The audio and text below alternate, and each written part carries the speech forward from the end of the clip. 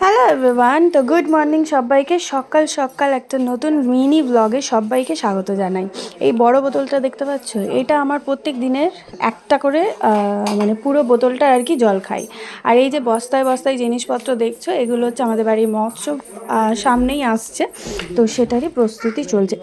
আর যেটা হয়েছে, আমার মায়ের পায়ের অবস্থা আবার আগের মতো হয়ে গেছে। আমার মা একদমই পা ফেলতে পারছে না, এই স্ট্রেচারটা নিয়ে হাঁটছে।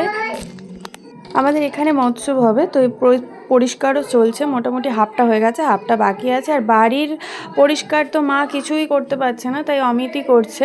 তো যারা আমার পুরনো ব্লগ দেখেছো, যারা কন্টিনিউ ব্লগ দেখো, তারা অবশ্যই জানো অমিত আমাদের বাড়িতে কী কাজ করে। সব কাজ, এভরিথিং ও করে। তো এই যে একটা করে খেলনাও খুঁজে পাচ্ছে আর আমি নিয়ে যাচ্ছি। আর আমার মেয়ে এদিকে মানে কি করবে বুঝতে পারছে না, নতুন একটা জিনিস শিখেছে, এই যে চট করে গিয়ে ওখান দিয়ে উকি মেরে দেখে নেয়, ঝাঁপ মেরে আর কি, মানে লাফিয়ে, যে ওপার থেকে কে যাচ্ছে, কোথায় কি আওয়াজ হচ্ছে, মানে সবটা ওর মানে মাথায় চলতে থাকে যে কোথায় আওয়াজ হচ্ছে। তো এই দেখার জন্য এই প্রস্তুতিটা শুরু করেছে আর কি। আমার ভীষণ টেনশন হয় যে বাই চান্স যদি পড়ে যায়, জানি না দাঁত মুখ ভাঙাভাঙি স্টার্ট হয়ে যাবে আর কি।